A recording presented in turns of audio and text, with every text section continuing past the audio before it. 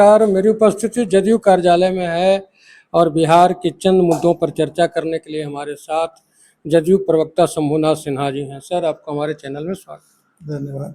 Sir, Patna Bankipur विधानसभा क्षेत्र में उपचुनाव और भारतीय जनता पार्टी जो विश्व की सबसे बड़ी पार्टी है, अभी डबल इंजन की सरकार है, भारत के अधिकांश क्षेत्रों में उसकी सरकार है। उसके बाद जिस तरह का उन्होंने उम्मीदवार दिया है, शायद पूरे भारत में ऐसा अनोखा उम्मीदवार पहले कभी किसी ने नहीं दिया होगा। क्या कहेंगे आप? नहीं, क्या ऐसा कुछ लगा आपको? उन्होंने एक कार्यकर्ता को टिकट दिया है। ये कोई ज़रूरी थोड़ी है कि मतलब बहुत इस्टेब्लिश्ड जो चेहरा है वही कार्यकर्ता है या नेता है। उन्होंने एक कार्यकर्ता को जो ज़मीन पे काम कर रहा था उसको टिकट दिया है, तो कार्यकर्ताओं के लिए गौरव की बात है। नामांकन के दिन सर ऐसा लग रहा था जैसे रामायण का वह संस्करण जिसमें बाली ने रावण को कांख के तले दबाया हुआ था, उसी तरह से दिखा कि संजय सारवगी बाली बने हुए हैं और उनका जो उम्मीदवार है वो रावण बना हुआ है और उसको वो कांख के तले दबाए हुए। ये आप लोगों का आकलन है, ऐसा कुछ नहीं है। एक कार्यकर्ता को सम्मान दिया गया है और भारतीय जनता पार्टी हो या अथवा जनता दल यू हो, हमारे नीतीश कुमार जी ने भी कई बार इस तरह के उदाहरण पेश किए हैं। जब एक अनजान नाम जो एकदम कार्यकर्ता, साधारण कार्यकर्ता है, उसको सदन तक लेके गए हैं, तो उस परंपरा को भारतीय जनता पार्टी भी निभा रही है और एनडीए में इस तरह की बात कॉमन है कि एक कार्यकर्ता को आगे बढ़ाया जाए। जदयू के एक विधायक जो मोकामा से हैं, कई बार विधायक रहे हैं, उनकी पत्नी भी विधायिका रही हैं। उन्होंने अपने किसी इंटरव्यू में कहा कि बिहार का खजाना खाली है, इसलिए काम रुके हुए हैं।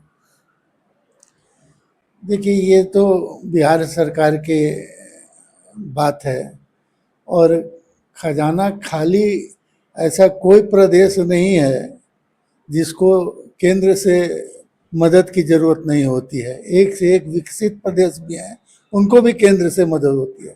अब खजाना खाली है कि नहीं है, वो राज्य सरकार तो हर सब योजनाओं में डेली कुछ काम कर रही है, तो वो खजाना खाली रहने से वो काम तो रुक नहीं रहे हैं। जब केंद्र और राज्य में एनडीए की सरकार है। ये बात कोई मीडिया नहीं चला रहा सर, ये तो आपके विधायक ही कर रहे हैं। तो वो उनका अपना दृष्टिकोण होगा, लेकिन जो भी माननीय नीतीश कुमार जी ने जिन योजनाओं को अपने 20 साल के शासन में लागू किया था, उसको सम्राट चौधरी जी की सरकार ने, ये एनडीए की सरकार ने बल्कि और तेजी से उसको आगे बढ़ा रही है। तो इसमें खजाना खाली होने जैसा तो जनता को कुछ नहीं ऐसा महसूस हुआ। उनका निजी आकलन होगा। नीतीश कुमार की सरकार कभी ग्रामीण लोगों पर अकारण बोझ नहीं डाला, लेकिन सम्राट सरकार तो अकारण ही बोझ डालने की तैयारी कर रही है। परिस्थिति के अनुसार सरकार निर्णय लेती है, वो एक सरकार का विशेषाधिकार है। और जब लोगों को सुविधाएं दी जाती है तो सुविधाएं तो मुफ्त में दी नहीं जा सकती है।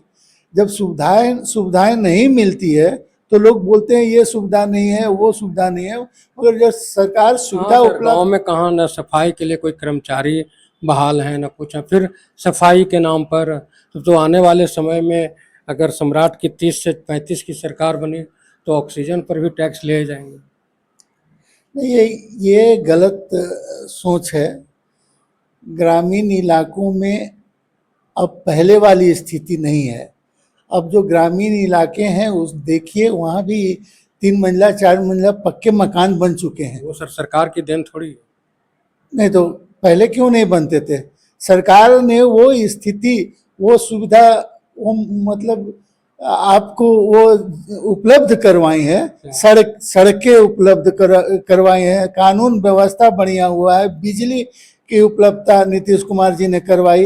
ये सब सरकार की कराई हुई चीज है और नीतीश कुमार जी के शासन में ऐसा हुआ है। कानून व्यवस्था तो सर अभी ऐसी है कि जिधर देखिए उधर बलात्कार हो रहे, हत्या हो रही, अपहरण भी हो रहे, उसके बाद भी अगर यही सुशासन है तो कुशासन किसे कहें?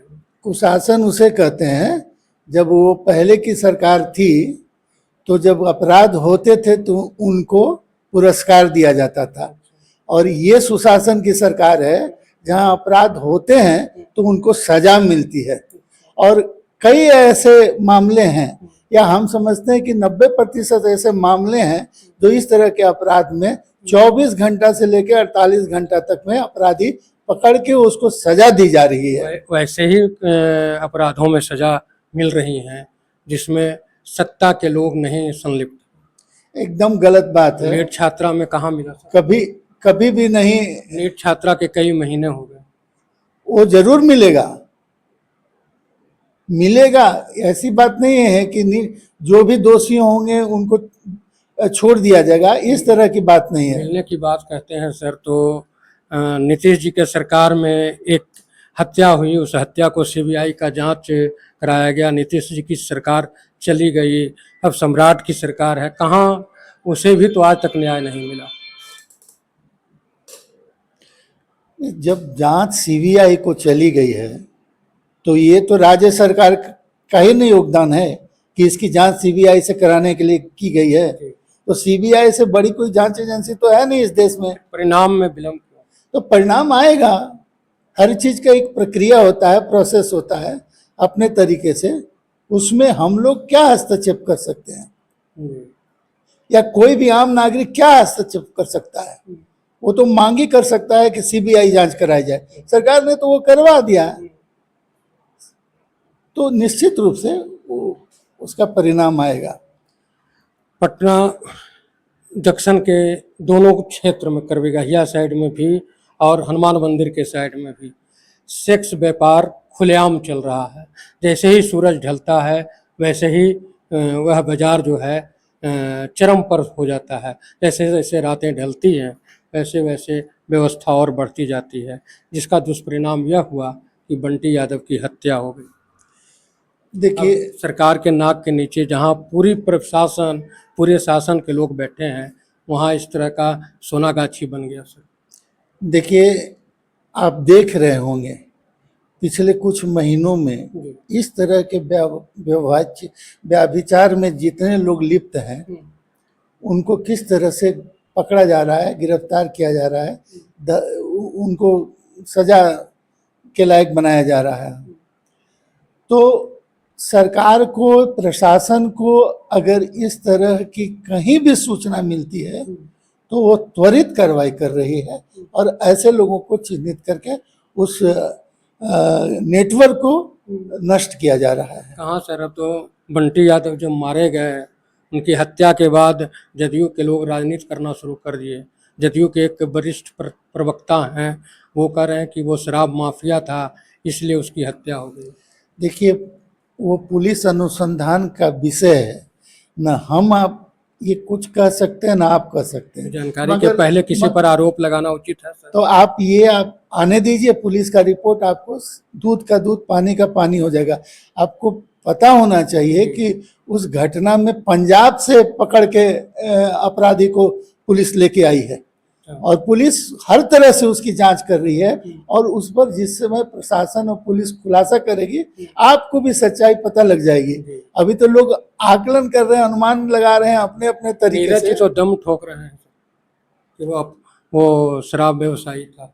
अच्छा, तो वो अगर बिहार में कितने सालों से शराब का बिकना बंद है, पीना बंद है, तो फिर आज तक बंटी यादव को अरेस्ट क्यों नहीं किया गया जब वो शराब का कारोबार कर रहा था? जब इस तरह के कार्यों का जब भंडा फूटता है तब सरकार के गिरफ्त में आ ही जाते हैं। तो वो भंडा फूटा इसलिए सरकार के गिरफ्त में आ गए। अब रहा जो बंटी यादव जी की बात बोल रहे हैं आप, वो शराब के धंधे में लिप्त थे या नहीं थे, ये पुलिस के पास प्रमाण है और इसका खुलासा पुलिस जरूर करेगी। अभी अनुसंधान चल रहा है, अगर अनुसंधान के बाद खुलासा करेगी आपका भी आंख खुल जाएगा कि ये क्या मामला है। सर, एक आखिरी सवाल है। भोजपुर में भरत तिवारी की एनकाउंटर होता है, लोग उसे हत्या का आरोप लगाते हैं कि प्रशासन ने हत्या कर दी। उसके लिए सुनवाई की भी बात चल रही है, न्यायिक जांच की बात चल रही है। जो गवाह पेश हुए हैं वह गवाह आरोप लगा रहे हैं कि जो जज साहब, रिटायर्ड जज साहब न्यायिक जांच कर रहे हैं, उन्होंने हमारी पूरी बात को नहीं सुना। वो स्वतंत्र हैं, अपनी बात को फिर से वहाँ अगर कोई बात नहीं कह पाए हैं तो स्वतंत्र हैं, वो आयोग के सामने जाके अपनी बात रख सकते हैं। और जहाँ तक सरकार की बात है तो इस मामले में कई स्तर के पदाधिकारियों को निलंबित भी किया जा चुका है और ये न्यायिक जांच दिया गया है। अब सवाल है कि हर जांच में हस्तक्षेप ना आप कर सकते हैं ना हम कर सकते हैं। अगर आप एक न्यायिक प्रक्रिया में वो केस गया है तो लोगों को इंतजार करना चाहिए। अभी आप जदयू प्रवक्ता शंभुनाथ सिन्हा जी को सुन रहे थे। इनका कहना है कि जो भी जांचें चल रही है उसमें लंबी प्रक्रिया है और समय लगेगा, इंतजार करें, जो भी होगा वो उचित होगा, अनुचित किसी के साथ नहीं होगा। लेकिन ज़मीनी सच्चाई क्या है वो आम बिहारियों से भी छिपा नहीं है। सर, आप जो समय दिए उसके लिए धन्यवाद। धन्यवाद।